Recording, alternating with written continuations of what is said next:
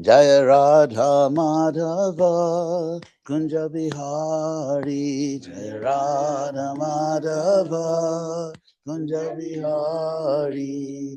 Gopi Jana Vallabha Girivaradhari. Gopi Jana Jashoda Nandana Vraja Jana Ranjana.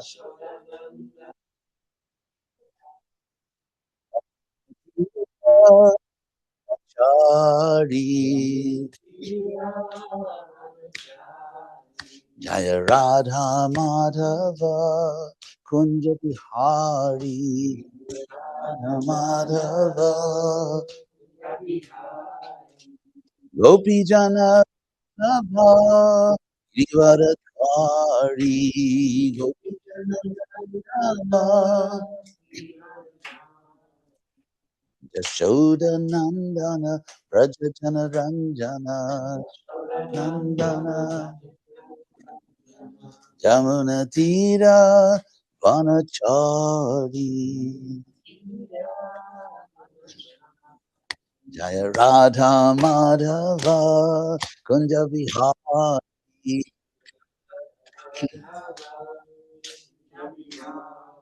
Jaya Radha Madhava Hari.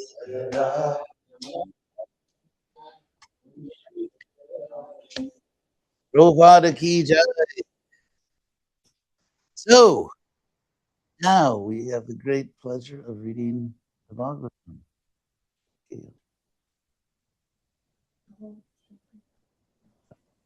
It's a person.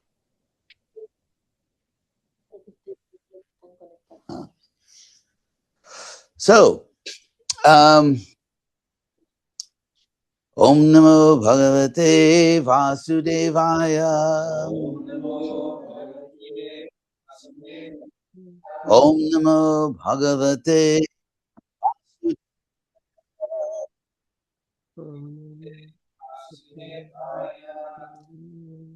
So, in Sanskrit, by the way, if a noun ends in its stem form with a consonant, the dative case, if you have any question later, Jagvindal is made with the letter E. So, for example, if a letter ends in a short A, like Krishna, it's Krishnaya, Ramaya, which means unto. But a word that ends in a stem and a consonant, you add letter E. Bhagavate, which is the same form as Krishna. So Om Namo Bhagavate Vasudevaya, those are both the dative form, which means unto. In case you were ever wondering. I'm on the sleep at night. I know, you tried everything. And the Zoom is not working.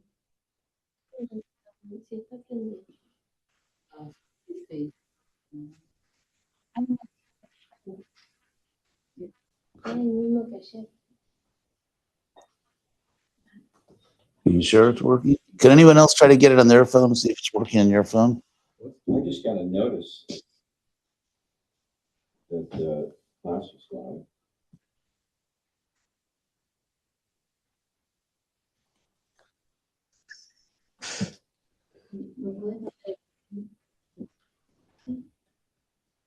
So we're going to wait and see if we can make sure this is working for everybody.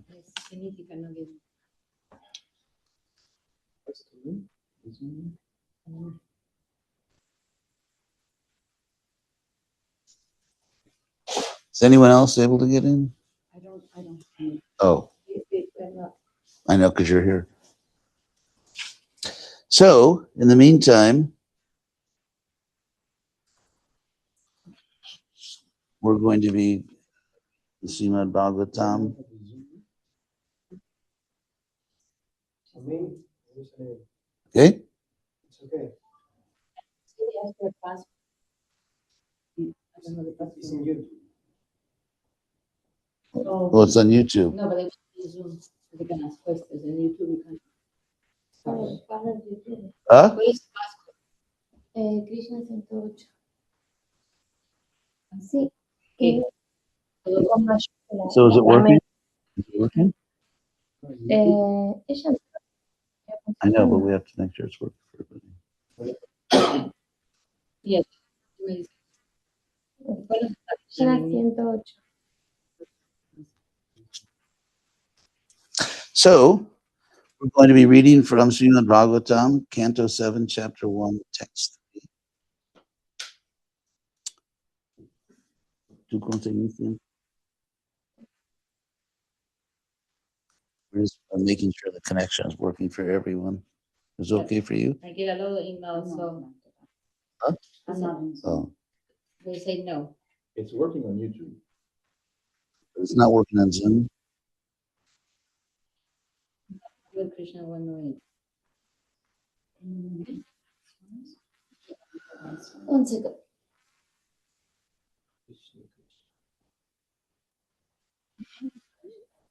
No sé. Porque él también, porque hay gente que no le pide password, pero otros le piden ahí dentro de Daniela. Pero con el password. Tiene password.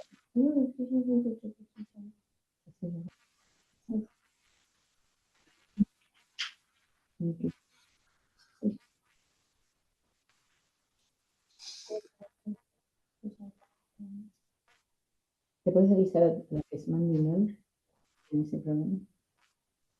Anyway, we'll start the class. Can someone tell Suniti that it's on YouTube? Yes. So, as we always do, I'm going to read the words and explain to you something about what they mean before we chant. So when you chant, you have some idea what you're chanting.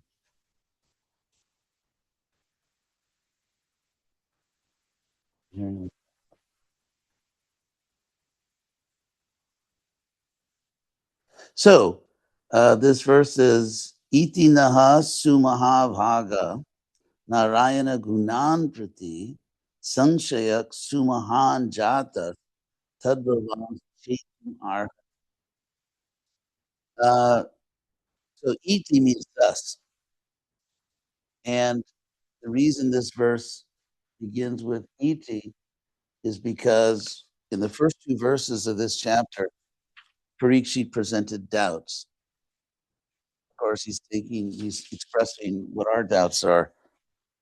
And the doubt is that Krishna killed the demons. When the Asuras fought with the Devas, the demigods, Krishna intervened and took the side.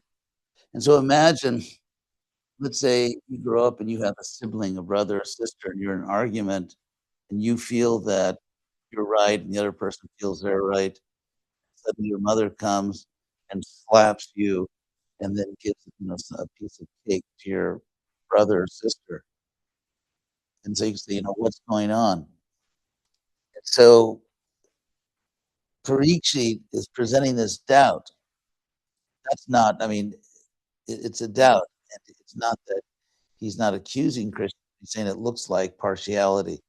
Why did Krishna is God and he's impartial toward everyone? Why did he take the side of the Asuras? The Devas. And then last 2 days, we explained all that in detail. What's going on.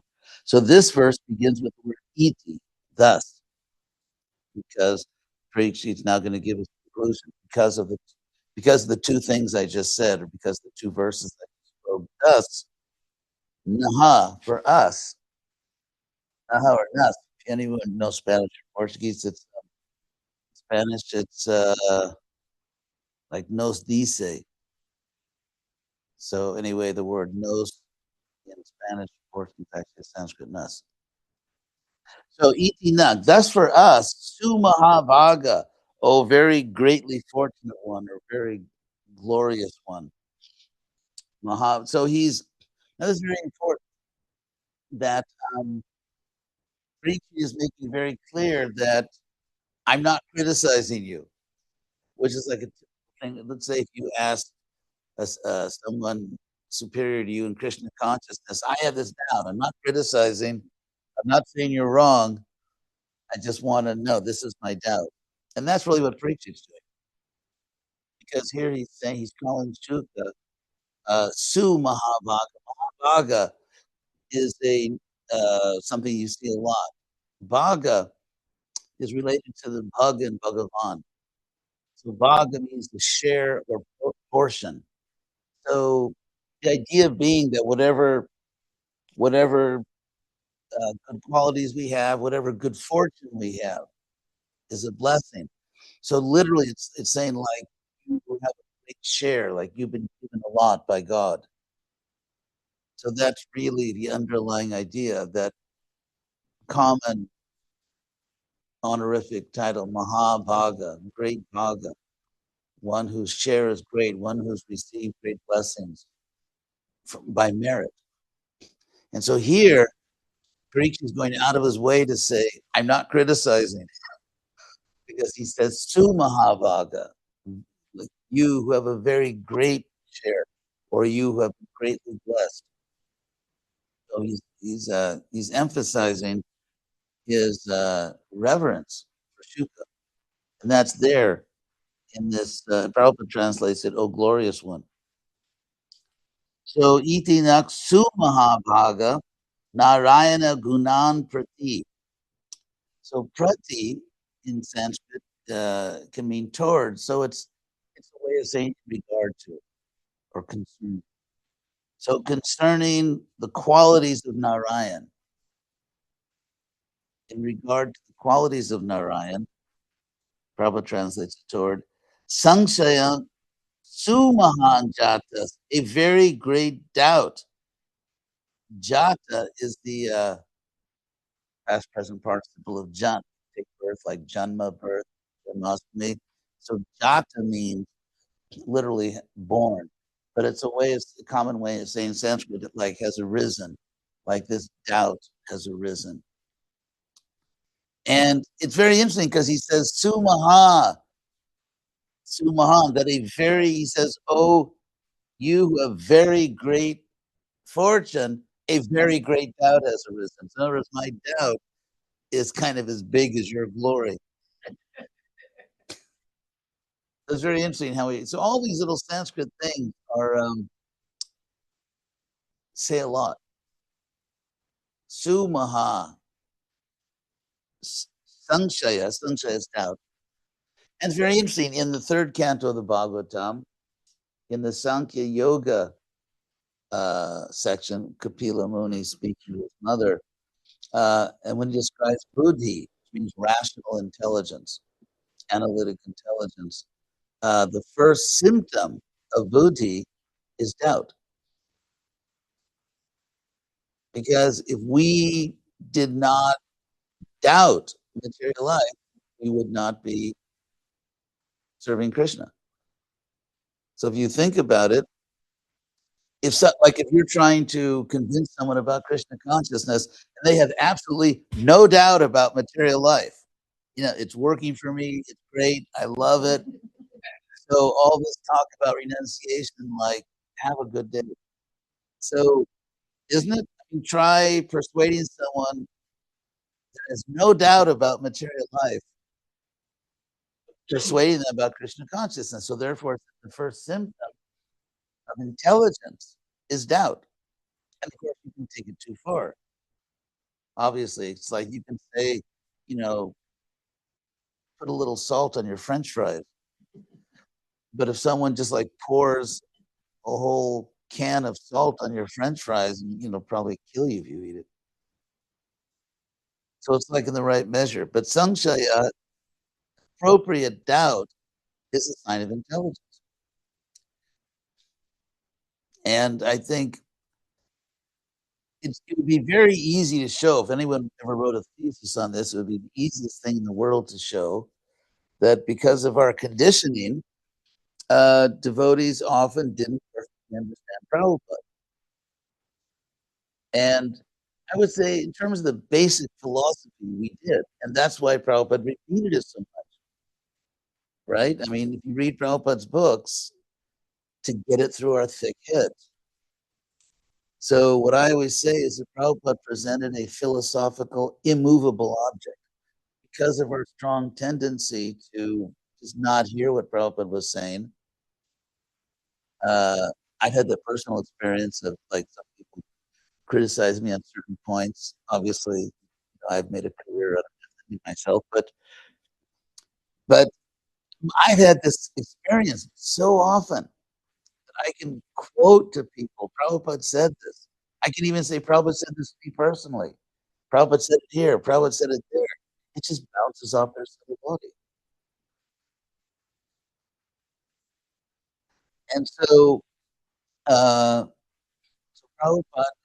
just kept insisting on this because otherwise, I mean, I started, to be honest, I don't want to let one class go by without praising myself. But the reason I have tried to stress certain points is because everyone's supposed to do things in ISKCON, you're supposed to do things a certain way.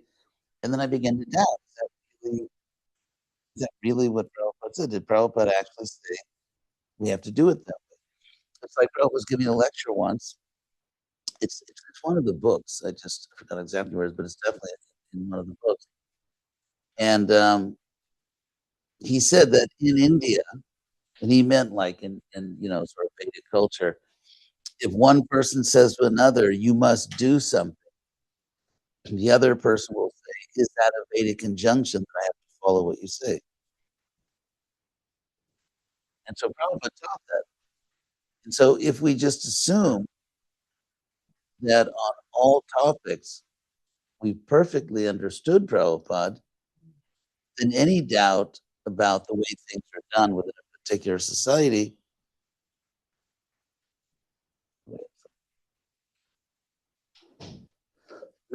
may be taken as someone provided a chair. They're right there. Yeah. Hare Krishna. So if one has no doubt and also does not fact check, then one may assume that any doubt or any criticism somehow. Is that okay for you? You want to sit here? Okay, that's fine. That is somehow offensive.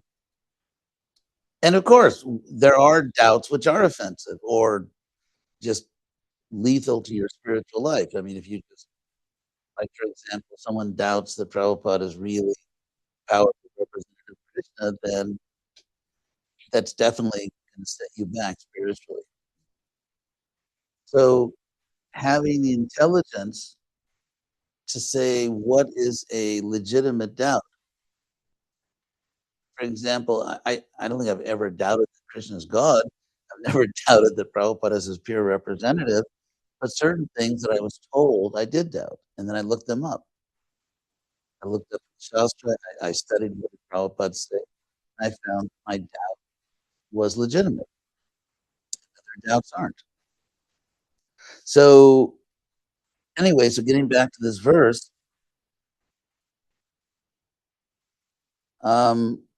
Parikshit Maharaj says,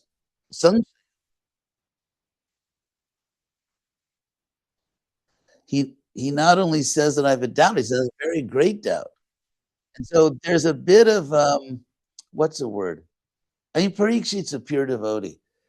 In fact, he's described in a way that I don't think anyone else in Bhagavatam has described. At the time of his birth, when the parents are anxious or gathered around and Yudhishthira, because he's the last possible direct descendant of the Pandavas. Because his father is Abhimanyu, who was Arjuna's son. And because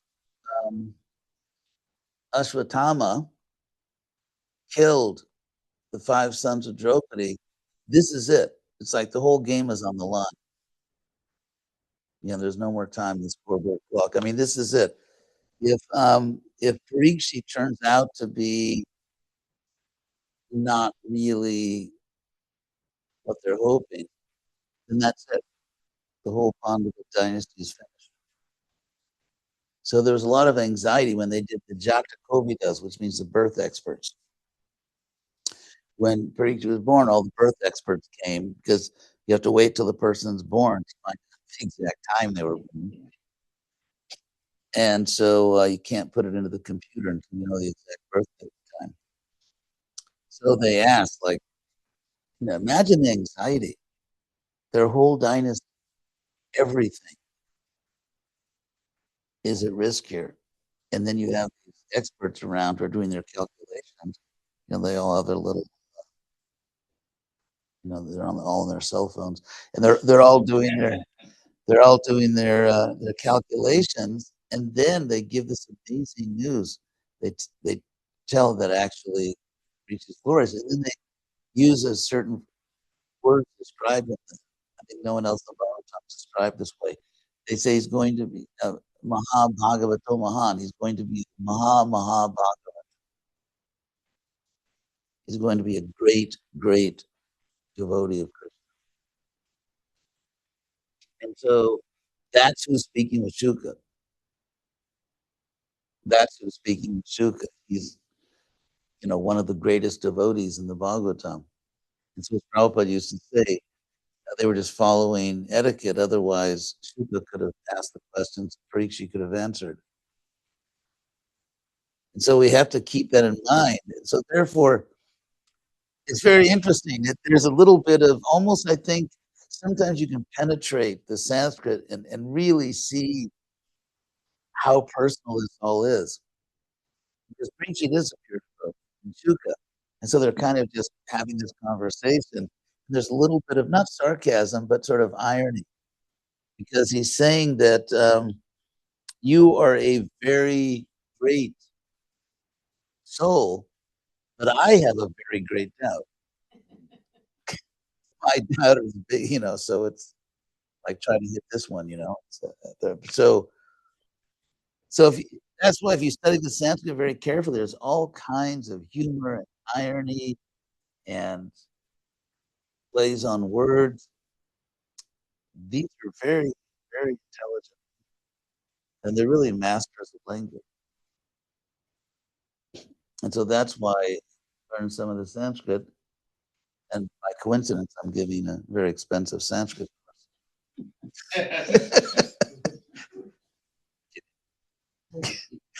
No, but really, that's what I love to do. Is there's just so much there.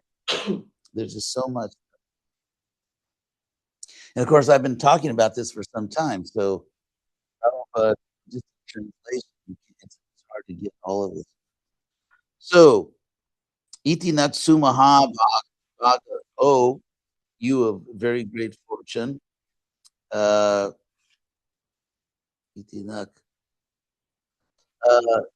We have, in regard to the qualities of Narayan. In other words, does he really have the quality of being impartial? Or is he sometimes kind of like everybody else? Which would mean he's not fully transcendental. So he's asking on our behalf. So in regard to the qualities of Narayan, a very great doubt has arisen for me. And then he says, but he's not challenging Shuka, because he says, Tad bhavangs chetum arhati. You should remove this doubt. He's not saying like, I don't think you can remove this doubt. I think I've really got you on this one. I don't think that he's saying you should remove it. And why should it? It's proper that you remove it. Why? Because I'm asking on behalf of the fallen souls who in the future are going to hear about our conversation. In Sanskrit, by the way, you cut a doubt. And this is and actually Arjuna says something similar. Chid means to cut. It's a verb to cut, chid. And just like I think in the Gita, when Krishna is saying the soul cannot be cut, cannot be burned, the chidya, it's not cuttable. And so here we have infinitive in Sanskrit, the suffix tum, tum, it's the infinitive form. It's interesting, it's tum. We add the two before the word. To see, to go, and in Sanskrit they add the two after it. So kartum, to do, trust tum, to see, che, to cut. And so arhati is very interesting. Like there's just so much. Like if you look at Buddhism, they call the great souls arhats, which literally means like a worthy one. So arhati means like it's worthy of you, it's proper, it's the right thing to do. And then it's used with the infinitive, like it's proper to do this, or it's worthy to do that. So here, uh, and Bhavan, another interesting thing is that just like in Spanish and many other languages, German, Portuguese, so many languages, anyway, there's a more familiar form of you, like in Spanish, it's to, like to, ¿dónde vas tú? Where are you going? Or you can say usted. Usted is the polite form. So similarly in Sanskrit, to, actually, that's where we get the to in all the languages. But they just add which is a pronoun suffix. So it's tuam. And then in the polite form is bhavan, which is sort of related to Bhagavan. So bhavan. So it's very interesting. Even that, it's interesting to see in the verses where and when the speaker uses the more respectful form of you.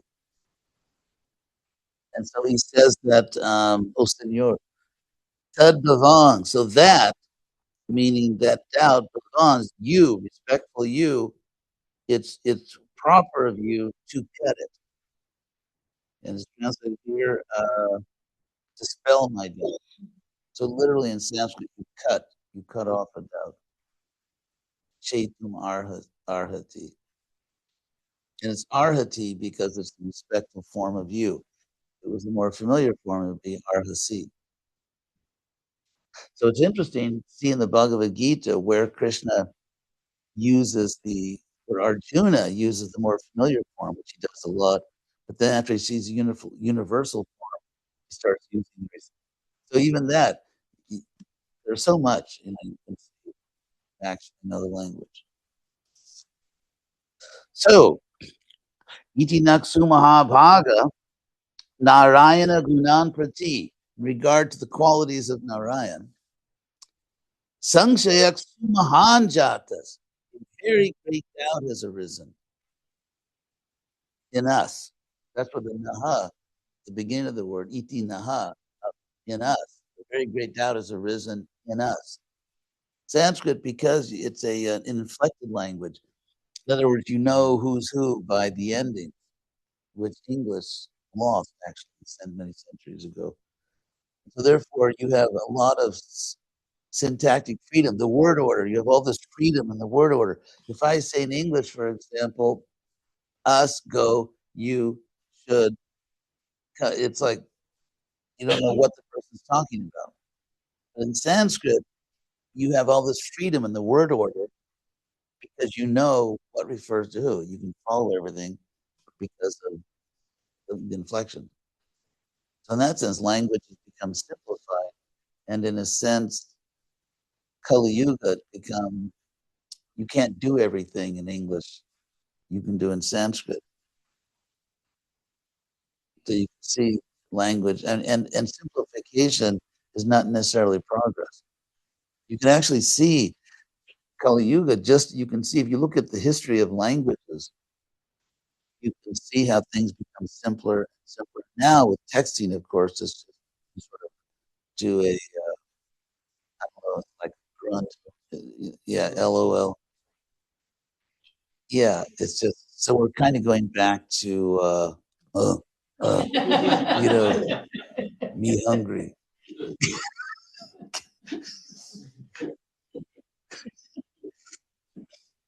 Anyway, so Tadbhavang Setum Arhati, you it is proper, it is the right thing for you to cut this doubt. So, and that's very interesting because even using this verb arhati, why is it the right thing to do? Why is it the worthy thing, the proper thing to cut the doubt? I mean, even that's philosophically interesting. I mean, why didn't you just say, well, if you feel like it, I'm not saying you have to, but Why is he saying it's the right thing to do? It's kind of the way you say it's the right thing to do in Sanskrit, because he understands that you and I are both actually pure devotees. He understands that. And therefore, it is our duty. This is what Krishna wants. Krishna wants us to clarify these things. And so even the fact that Parikshit tells Shuka, you ought to do this,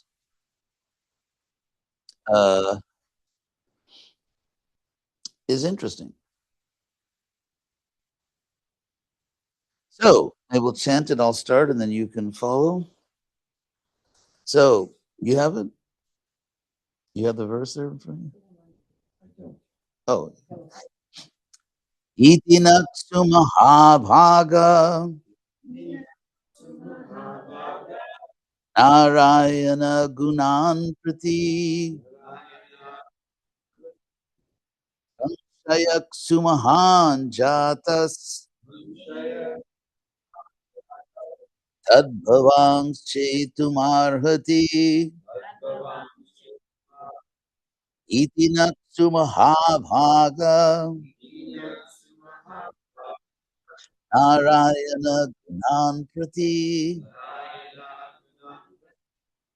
Sayak sumahan jatas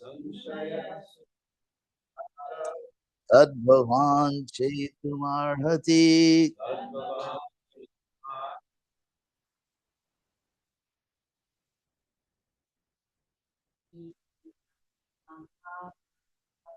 Iti naksu mahabhaga Narayana gunan prati Samshaya sumahan jatas Tadbhavang chetumarhati Iti naksu mahabhaga Narayana gunan prati Samshaya sumahan jatas Tadbhavang chetumarhati Iti naksu mahabhaga Narayana gunan prati Jaya Mahan Jatas Tadbhavam Chetumarhati Iti naksu mahabhaga Narayana gunan prati Samshaya mahan jatas Tadbhavam Chetumarhati. So, I'll read the translation. Oh, greatly fortunate and learned Brahmana, whether Narayan is partial or impartial has become a subject of great doubt. Kindly dispel my doubts with positive evidence that Narayan is always neutral and equal to everyone. So to really appreciate fully Prabhupada's translations, you have to, if you know what the Sanskrit is, you can see what Prabhupada's doing and how he's making it fully understandable to a modern reader. So Prabhupada's purport. Since Lord Narayana is absolute, his transcendental qualities are described as one. Thus, his punishments and his offerings of favor are both of the same value. So the first philosophical point Prabhupada makes, which is a brilliant point, and that is if someone is absolute, that's what it means to be absolute. That if you reward or punish someone or offer them favor, it's the same. It's like if you have good parents, but they were rewarding you or punishing you, if in both cases they were acting out of love, it's the same thing. They were just doing what was best for you at that time. So it's not a an inconsistency in your parents. It's consistent because there's the exact same purpose. And so Prabhupada said, if someone is absolute, or he says, since Lord Narayan is absolute, because Lord Narayan is absolute, it must be the case that his reward and punishment are the same. They have the exact same purpose, to help the conditioned soul. So that's the first point. Thus, his punishments and his offerings of favor are both of the same value. Essentially, his inimical actions are not displays of enmity toward his so-called enemies. Essentially, his inimical actions are not displays of enmity. This kind of very interesting play of words, because inimical and enmity are obviously cognate words. So he's saying that inimical actions are not really enmity.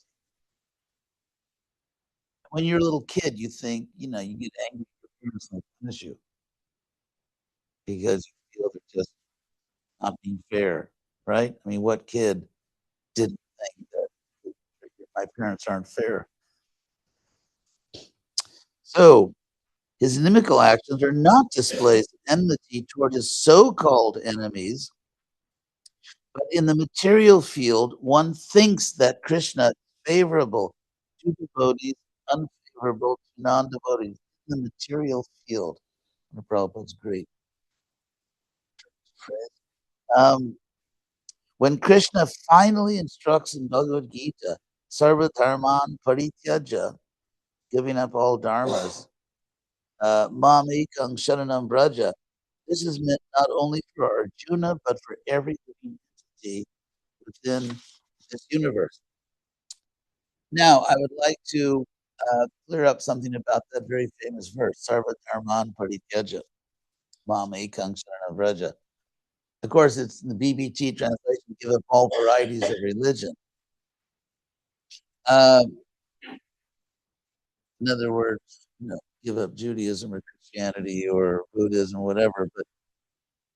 But that's not literally what's being said here. First of all, because the Dharma, Krishna uses the word Dharma many times in the Gita. And in a sense, it does mean that, but ultimately, but in this sense, to understand this verse, you have to see the contrast between the word sarva and ekam, and opposite word. Because after all, the whole Bhagavad Gita is Krishna insisting that Arjuna execute his Kshatriya Dharma. So if it simply means let's say in a superficial sense, give up dharmas, give up all dharmas, Arjuna can say, I was just waiting to hear that. So, I'm going to give up my Kshatriya Dharma. So it obviously can't. And so therefore, when Krishna doesn't say in an absolute sense, give up all dharmas. Because the devotee can say, oh my God, Krishna's just authorized me not to follow the regular principles. So, my God, all this artificial austerity all these years. Because there's brahmachari dharma. Should that be given up? What about grihastha dharma, to be a faithful husband or wife? Or vanaprastha or sannyas dharma. What if I can actually, after all these years, eat onion ring, fried onion ring? So,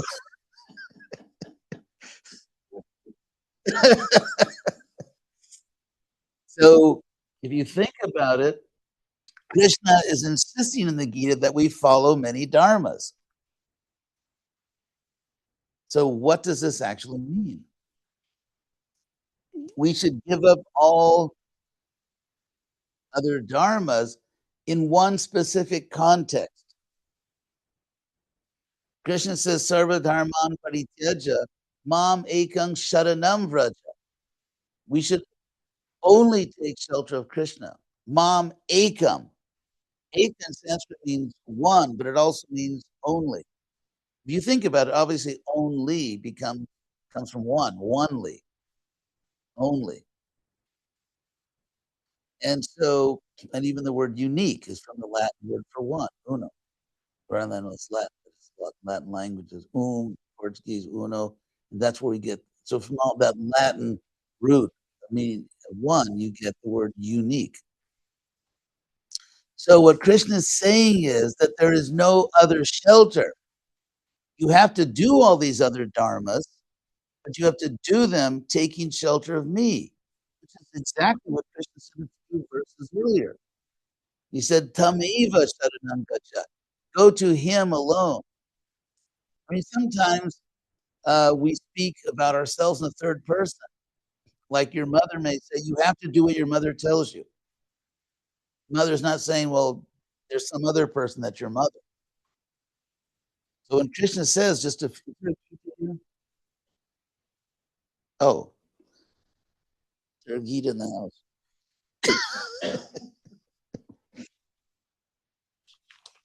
It comes just a few verses before that. Yes, text 62. So just 4 verses earlier, Krishna says, Tam eva, to him alone. Sharanang gacha, go for shelter. Sarva bhavena varata, with all your existence, really. And so to him alone for shelter. So let's say if I follow my sannyas dharma, or if you follow your grihastha dharma, that alone will not protect you, because that's karma kanda. I mean, that's thinking that if I'm just a good husband or wife, if I'm a good sannyasi, I don't need to worship Krishna. We do follow our varna dharma or ashram dharma, but we do it as an offering to Krishna, which is exactly what Krishna says in the Gita. That, sarva karmani, always surrender all your activities to me. That what's that verse that whatever you do, make it an offering to me. So if you think that varnashram will save you, then that itself will cause a fall down. Krishna will save us, but Krishna is telling us to follow varnashram dharma. And therefore we follow it as an offering to Krishna. So we don't literally give up all our dharmas, because Arjuna could just say, that's all I needed to hear, Krishna. We walk off the battlefield. And that's why in the Gita, Krishna says, as a kshatriya, you must fight. But do it for me. So that's what it actually means. Sarva dharman parityaja. Mam ekam. Sharanang vraja. Go to me alone for shelter. And that's the same word shelter Krishna uses 4 verses earlier. To him alone go for shelter. So ekam is the same here. It's like Eva. To him alone. To me alone. Because Eva and ekam are actually synonyms in this context. So that's actually the mystery of 1866. Write a book, Mystery of 1866. Any questions on that? She's shocked and dismayed. I'm thinking that you say that doubt is important, but too much doubt is not good. It's always that life. But also here, it seems like it says that a lot of souls say will be free and everything, but he says that his doubt is as big as his suffering. It seems like a lot of souls, at least in the statement. Okay, that's a good point. Very interesting. My answer is, in defense of properly salted French fries, too great doubt. Let's say a doubt is too much. Doesn't mean you don't have a big doubt. It means that you are not willing to hear the proper answer. So that's the line you cross where your doubt has become excessive, not because it's a big doubt, it's really bothering you, But if you're not willing to hear from authority a reasonable explanation, which we find, I mean, we encounter that all the time. You talk to someone, you actually give them a reasonable explanation. They say, yeah, I still think the same way. Even though you've given them a reasonable explanation, that's when it's excessive. So, It's positive. You're sort of giving him the answer he wants, no?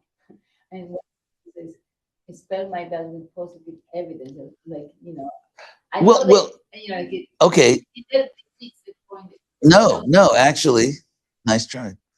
It's you get a participation. It's because the word for evidence in Sanskrit is pramana, which literally means the measure.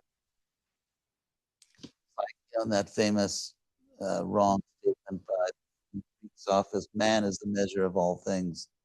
Things that are as man, ultimately, of things that are that they are, things that are not, they are not. Was that Protagoras? Pretty sophist. So, in terms of the measure, let's say, for example, someone has a doubt. Oh, there was a movie called Good Will Hunting. Did anyone see that? Yeah. So anyway, in the movie, there's this kid, Damon, who is a genius in math. Although every other word he says is F. They're trying to do like street level Boston talk. It's too much. But anyway, so there's it's MIT, this elite science school, and so there's a mathematical problem that no one can solve, like the whole blackboard equations and everything. And so he's working as a janitor because he's sort of like rebel out of college. So he's working as a janitor. So he sees it. He just writes the solution and then goes. No one knows who did it. And then it's the genius solution. And so, oh my God, let's find like that. Talking too much about the movie. Oh, I know. But here's my point. If another janitor would have walked by who wasn't a math genius, just sort of rebelling against society and working as a janitor, just someone who was kind of maxed out in terms of his ability as a janitor, he wouldn't have been able to see that proof. It just would have looked like a bunch of gibberish. So when let's say there's a person, P1, who is proving something, and the proof, let's call it, well, no, it's too many symbolic. Let's say this person, forget the symbol. This person is proving this to that person. That person has to be qualified. Scientists don't present their proofs. Mathematicians don't present their proofs, let's say, to people who are expert in 17th century French poetry.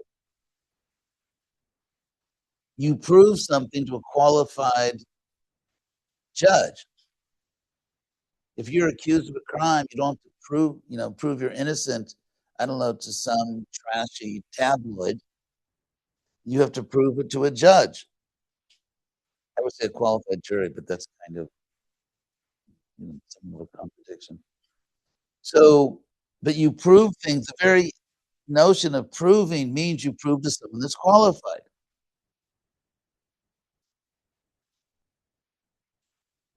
You've been to, like, you do architecture, right? So this is a problem. Like we want glass here in this space, but will it support the structure? Whatever. I'm just pretending like I know about these things. And so let's say you come up with a solution. Yeah, we can do it this way, but you have to prove it, not to just. I'm just go stop some lady on the street, ask her what she thinks about this. And so when Parikshit, here's the point: Parikshit knows Krishna, and therefore he knows that this is a good answer, not out of blind faith, but because he knows it makes sense, given the facts of the matter, because he knows Krishna. We come from a society where there's a very common term, blind faith.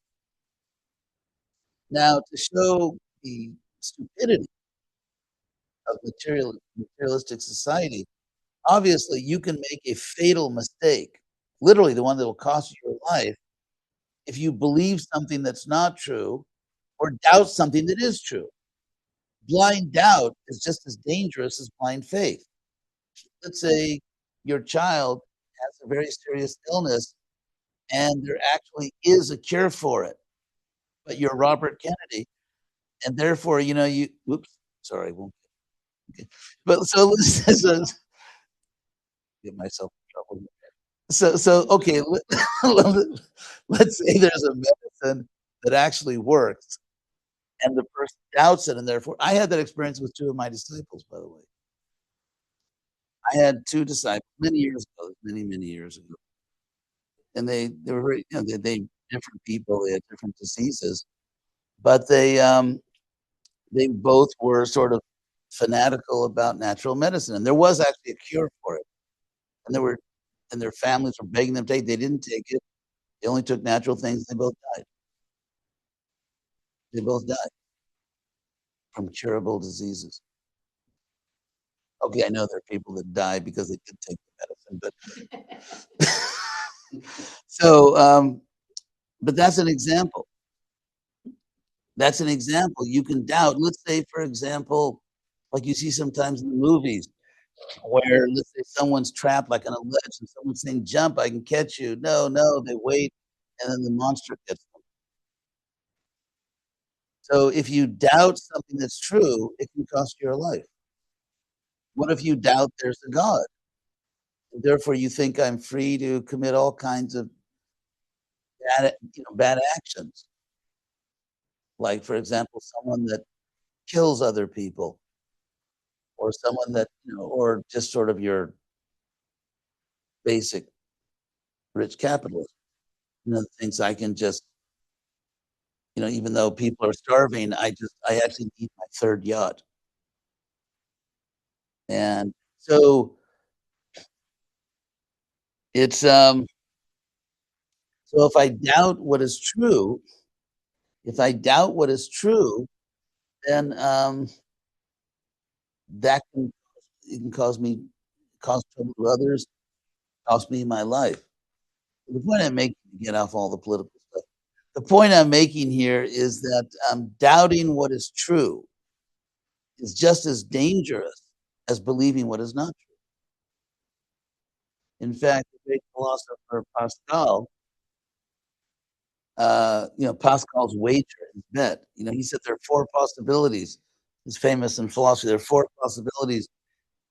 You believe what is not true, you doubt what is not true, you believe what is true, or you doubt what is true. And he said that if there's a God, and if there's a God, but let's start with this way. Let's say there's not God. There's actually no God, and you doubt it.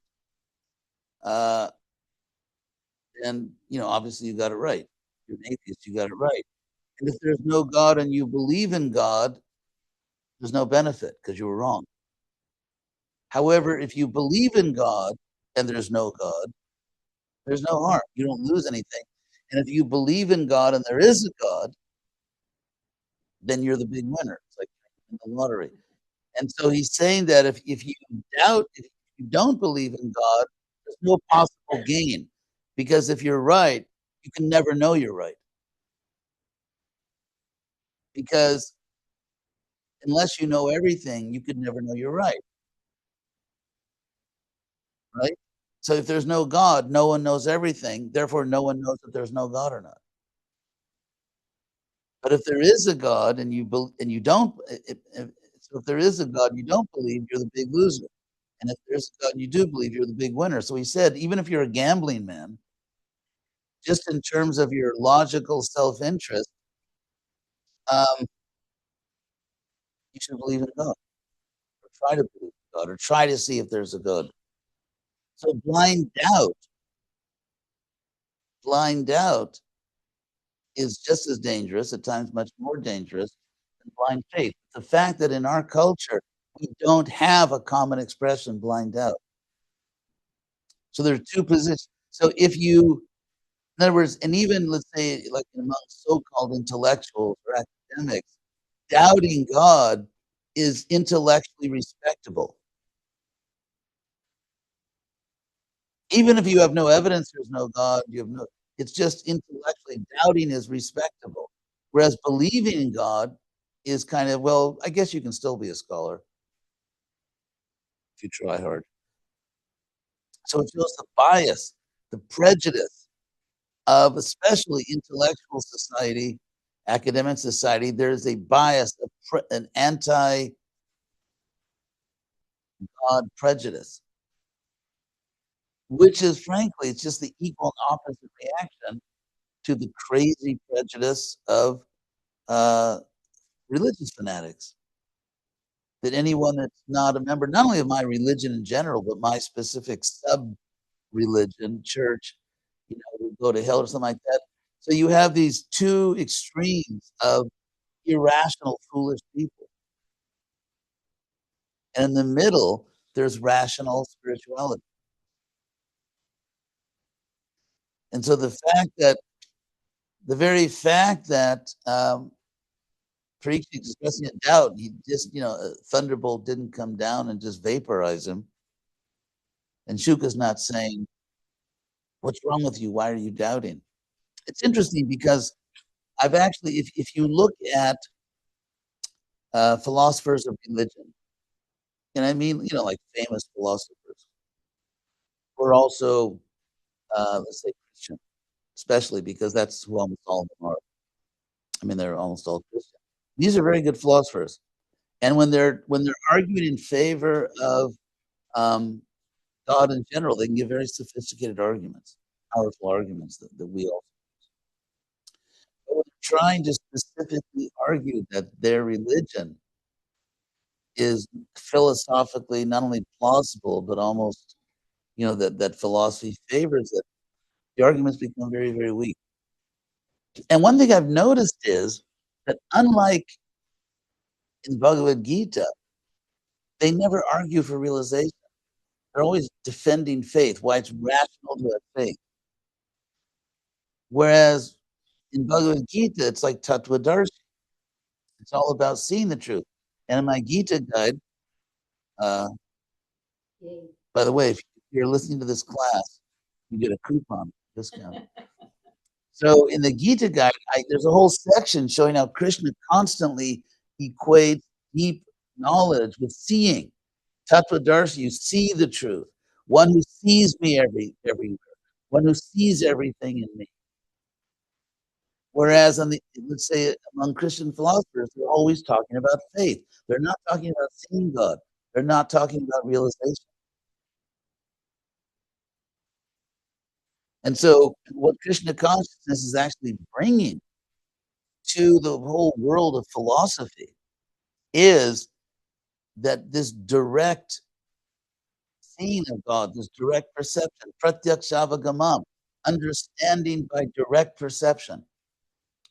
Aksha means the eye or vision, and so it also sort of means perception because of the importance of seeing. And prati, so pratyaksha is the Sanskrit word for direct perception.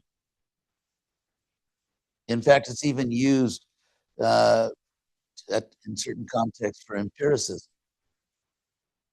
You directly see the result. And avagama in Bhagavad Gita, avagamam means understanding. It's very interesting. It's Sanskrit fascinating. It's a brilliant, brilliant language. So ava means downward, like avatar, crossing down from the spiritual realm to the material realm. Avatara, a down crosser, literally. And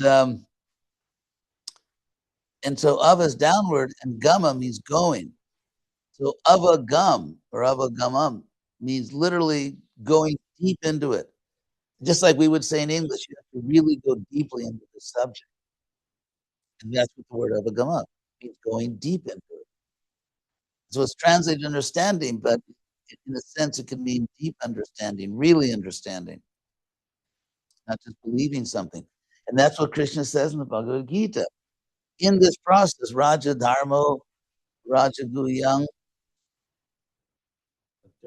Pratyakshavagaman, yeah, that you understand by direct perception, which is the same thing as saying the Tattvadarshis, seers of the truth. One who sees me everywhere. One who sees everything in me.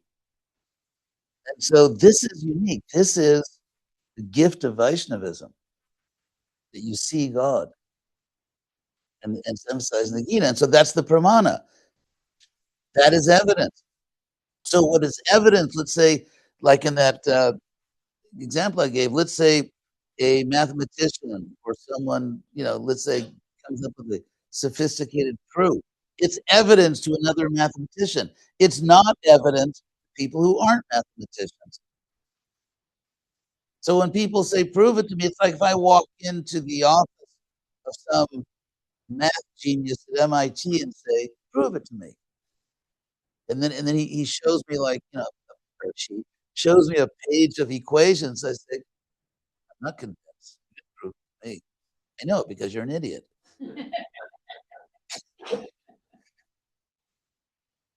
So this whole thing, like prove it, is just our society is really even among scholars, there's all these common expressions and attitudes. It's really ignorant.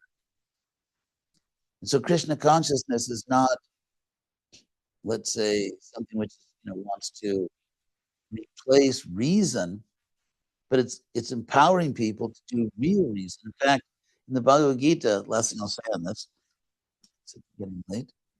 Oh, she has a question? Okay.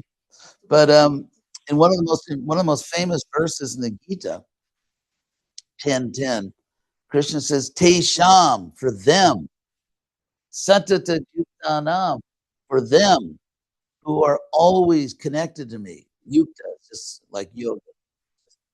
Yoga link. Yukta means linked. ED.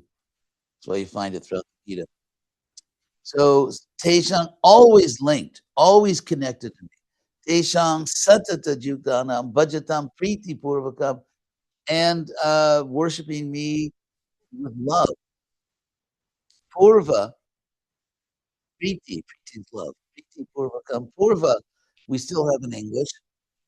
When you do historical linguistics, you pay special attention to the consonants because they're more stable than vowels over time. So Purva is just previous, PRV. And so, but it also means in Sanskrit like first, like putting this first. So Priti Purvakam means putting love first. Priti Purvakam. Because like a little abbreviation of kara to do something. So Priti Purvakam, putting love first. So Krishna says, Teshang Satata Juktanam Bhajatam, for those who are worshiping, Priti Purvakam. I mean, every word, Bhajatam, we could give a whole class on that word. Bhajatam Priti, and by the way, Bhajanam, or in this con, Bhajan, it's container. Anyway, I know. I mean, it's fun to be Hare Krishna. So, Bhajatam Priti Purvakam. So for those who are always engaged, always linked to me, always worship me with love, Dadami, I give them something, Jaina, by which they actually come to me. So it's interesting because Krishna doesn't say I give them bhakti, I give them love. He says I give them buddhi yoga, the practice of spiritual rationality, the practice of spiritual analytic intelligence.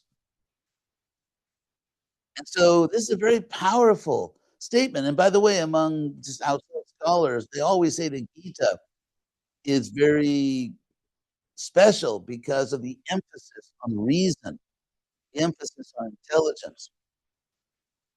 It's not a sentimental book. So Krishna says, you will come to me by being spiritually rational. And therefore, the Gita is our book. We want to preach to intelligent people and try to fulfill Prabhupada's dream and purpose, which is to reconstitute a Brahmin order. Not just to reconstitute an order of devotees dedicated to rituals. I mean, the rituals are also important. Rituals can be very powerful. However, Prabhupada said, this is exactly what Prabhupada says, that the two tracks of the railroad, the main track, the more important one, is explaining, intelligently, rationally explaining our philosophy to people. And the Bhagavatam is an extremely sophisticated book theologically. Prabhupada translates it so we can understand it. And it's accurate, but it's sort of a simplified. But if you look at the Sanskrit of the Bhagavatam, a lot of the time, it's very, very sophisticated philosophy. And what's interesting, that a lot of the most sophisticated prayers offered to Krishna, like linguistically, theologically sophisticated, are spoken by women. Which is an interesting point, isn't it? So, anyway, maybe any other point? Okay, it seems this is very interesting to me. That Prabhupada many times says, like, the Bhagavad Gita is, or I've heard many say, Bhagavad Gita is almost a prerequisite for the Bhagavatam, which is sort of the prerequisite for CC, almost a progression from kindergarten to forever. So it's interesting that you're saying Gita is the main focus of the Gita is to emphasize the importance of using rationale as the prerequisite to go in and then study Bhagavatam, because every time you go through these verses, there's so much Sanskrit. All I can think of is from like Canto 1 to Canto 7, going up to Canto 10. At Canto 7, there's a question, presentation of the big doubt. Big doubt, fully dispel the faith. Like, I'm a qualified listener and you're a qualified speaker. So if you dispel this doubt, like faith, scientifically, logically transforms and move on to be into me to like watch this. Yeah, that's a good point. And of course, the Bhagavad Gita, when Prabhupada said the Bhagavad Gita is sort of like introductory in the sense that it doesn't go into all the rasas, although Arjuna gets pretty ecstatic, he finally sees universal form, and he has like this, whoops. And then because he was working with Krishna, and he was saying, because we were so intimate together, I forgot. So, but because the Bhagavatam goes into like all this intimate advanced theology, you have to know the Gita well in order not to go off the rails. In other words, if you don't understand very clearly who Krishna is and what's what, and that's why you get some of these people who I think don't really get Bhakti Yoga perfectly. Prabhupada would say, jump up to the intimate things when you could see, even on some simple things, they're still a little confused. And so, yes, you have to be really very strong in the basic philosophy. And Krishna does talk a lot about love, but it's not, he mentions it, Preeti, Purvakam, and everything. But it's interesting because the rational understanding comes to someone who is devoted to Krishna. But all the details of rasa and intimate rasa dance, in that sense, the Bhagavatam is in the dance. But philosophically, the Gita is very sophisticated. It's not introductory theologically. It's actually theologically very advanced. But in terms of intimate rasas, that's in the Bhagavatam. Yes. You mentioned earlier about dumbing down of the English language. So maybe you could speak to how through that dumbing down we miss the nuances of things. And kind of the devil is in the details, or God, or your understanding is in the details. That's often because Yeah. Yeah. And actually understanding the subtlety piece of truth. Just like Prabhupada said, in Bhagavatam it says, one should drink hot to wish brain cells by which we can understand higher things. Yeah, a good example comes to mind. So maybe. Yeah. I was just thinking that there's been a language is much more coarse now. It's like, whereas people used to have sort of sophisticated ways of expressing disapproval but maintaining etiquette, now it's just F you, which is definitely, I would say, a downward direction linguistically. So, yeah, the way people talk. It's interesting because I think it's well known that I really appreciate the writing of Jane Austen. I mean, I don't go to Jane Austen for theology, I go to Prabhupada for theology. But in terms of, let's say, what it means to be a gentleman, or just what is proper behavior for ladies and gentlemen and everything. And so what you find there is that people, they will express disapproval or even criticism, but they'll do it in this very elegant way. And you could say, well, is that phony? No, it's not phony, because they are expressing their thoughts and everyone knows what they're saying. But at the same time, they're not degrading culture in general. They're preserving a certain level of civility, which makes literally civilized life possible, so that people don't just hate each other, and anyone that doesn't agree with me politically is evil and all this, and which ultimately ends up in civil war or in just the disintegration of society. So language is very important, like the importance of truth hearing. And so, yeah, the coarsening, like making language vulgar. I mean, it used to be, we remember, we were younger, that there were actually people in America that could complete an English sentence without the F word.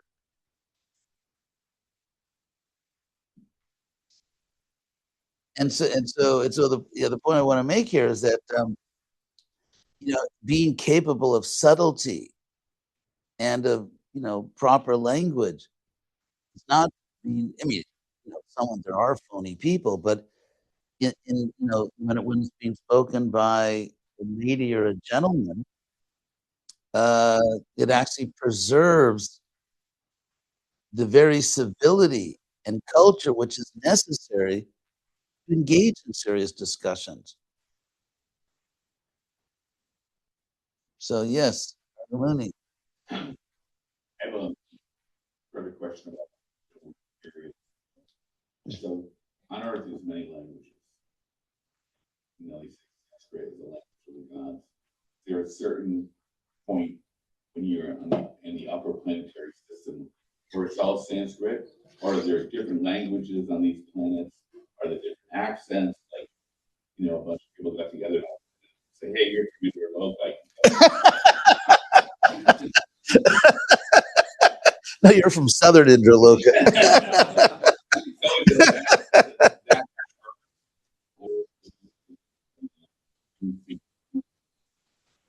Well, the alphabet, the common alphabet they use in North India for Sanskrit is called Devanagari, which means in the city of the gods. The only problem is we don't know who originally said that.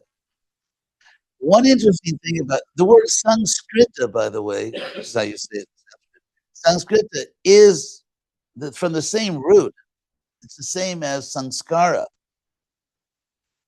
So if you perform sanskaras like a birth ceremony or the Vedic bar mitzvah, get the Brahmin thread, or it's at the same age, or a wedding. I mean, that's a sanskara, being properly married, and so on. Those are probably reformatory. Also, you would often translate as like purificatory. So let's say men and women are attracted to each other, and so they could just do it caveman style, or they could actually be civilized human beings, which is, by the way, is scientifically preferable, because all the science shows that there are very significant advantages four people growing up with a mother and father who actually get along. Not in every case. There are people from broken families who are wonderful people. So it's not every case, but statistically, it's much more likely a person will, let's say, become a criminal, end up in jail, kill themselves if they come from certain kinds of home. And so therefore, society has a legitimate interest in promoting faithful marriage. And the idea nowadays that no, government has nothing to do with that is nonsense. It's like saying that if you go to Yosemite and there's a cliff, they shouldn't put a fence up, and say, don't go beyond this point. And as we know, every year, people do go beyond the point and die. So therefore, the whole idea that society has no justifiable reason to, let's say, promote in various ways faithful marriage and to also discourage divorce. In fact, the law is often the opposite. You get divorced, there's certain tax advantages or something. So, because it gets into the philosophy of law. Under what circumstances is the government justified in requiring or forbidding certain types of behavior? And so, so your question, just let me remind me your question. My question was, well, it was more of a. Oh no, it was Gargamuni. Sorry, Gargamuni. I was just asking about the diversity of language. Oh, right. Well, you see the connection, right? So, yeah. So, what was I going to say? So, yeah. So, Sanskrit. Okay. Here. Sorry, I got a little off. I have all these subtle internal soapboxes. I just got on one. Yeah. Really. So, subtle soapbox. SSPs. So, yeah. So interestingly, in all the Sanskrit literature, so Sanskrita means like purified or refined in this case. So Sanskrita, like Sanskara, means a refined language, which kind of indicates like what did it refine? What's interesting is that the Sanskrit, there's no Shastra. There's no Sanskrit Shastra which talks about Sanskrit as a language. So our idea, like the original, and I once spoke to Gopi Pranadhan about that. So, he was Prabhupada disciple who did invaluable work on the Bhagavatam. And so he actually was a linguistics major at Columbia, I think, before he joined the movement. Anyway, he gave this very interesting point of view. He said that Krishna is Adi Purusha, the original person. And yet when he appears, he inserts himself within a family line. I mean, obviously, he's the original person because he creates the universe. But when he appears, his avatars, and the Bhagavatam always mentions this was his father, that was his mother. Actually, in Sanskrit, it always says he was born, the way you say born, people, that he was born in the mother from the father. That's just the way they always do it, from the father in the mother. And so, why couldn't Sanskrit insert itself within a pre-existing linguistic family?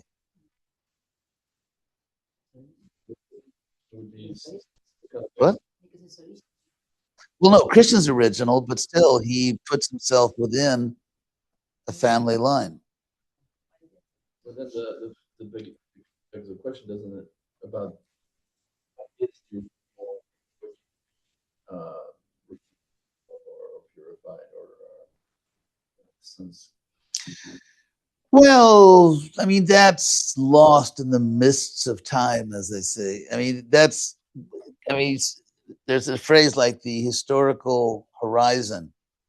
Like the horizon is the farthest point you can see because of the curve of the earth.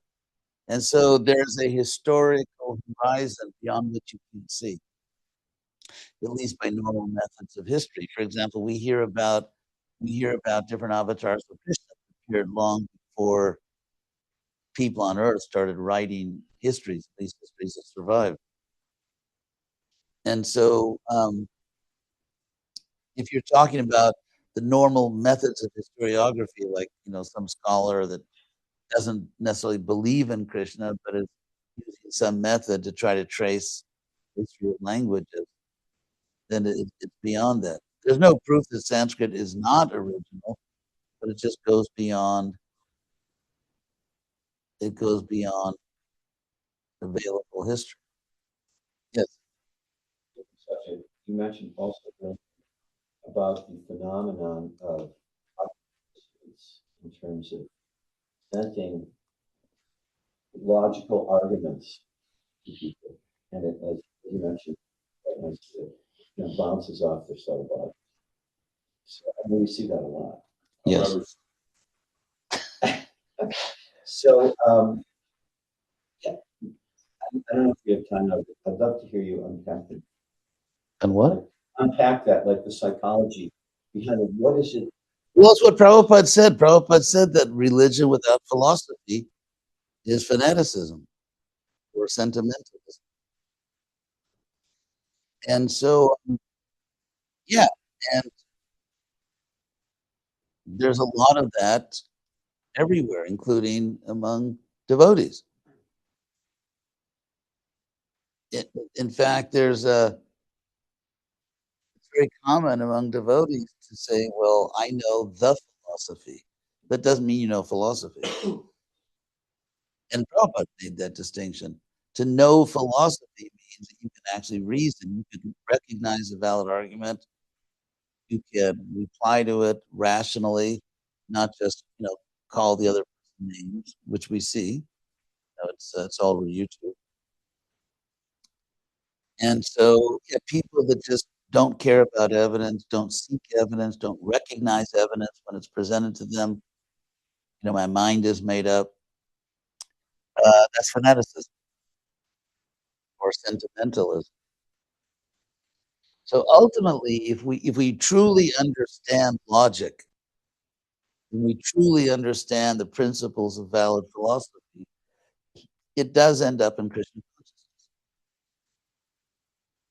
So someone could kind of jump over all that and just say, I believe, and you get points for that.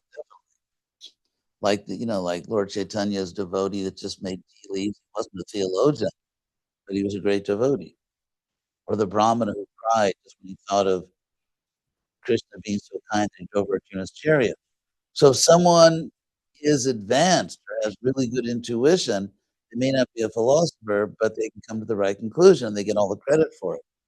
But if someone is not by nature a pure devotee and discards philosophy, they'll probably end up with some unfortunate views, which we're seeing now. Of course, who am I to speak since, as one ISKCON guru pointed out, I've been brainwashed and I'm exhibiting symptoms of Stockholm syndrome. So, I don't really feel I can talk on these things. See a doctor for that. Yeah. So things like that, like saying, well, if you don't agree with me, you're brainwashed or something. It's not exactly philosophy. You're quoting some obscure ritual text that no one ever, that was never very important, in saying some text that says something about women and ignoring what the acharyas say, ignoring what Krishna says. Speaking of that, really amazing.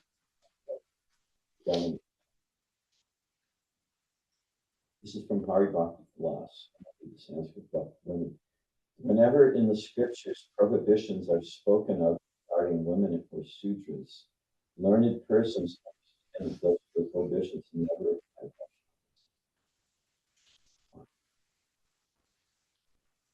Yeah, there's overwhelming evidence. And yeah, Prabhupada said that religion without philosophy is fanaticism. sentimentalist. So,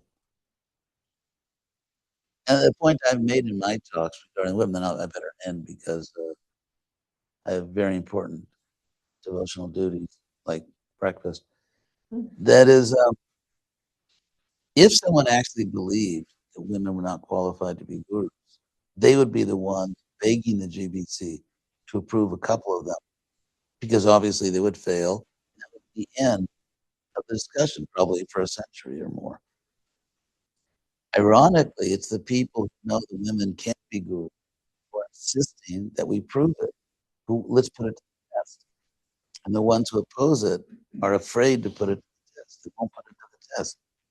As if, let's say you made 2 women gurus.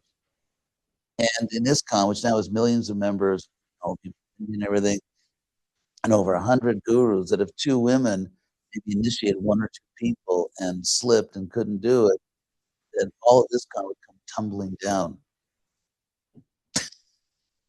It's so almost